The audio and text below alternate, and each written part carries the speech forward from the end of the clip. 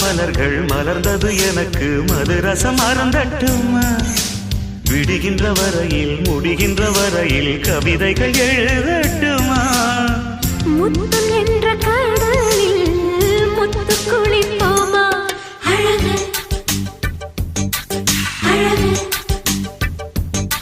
ஓ நீ நடந்தால் நடையழகு அழகு நெருங்கி வரும் இடையழகு அழகு வேலெறியும் விழியழகு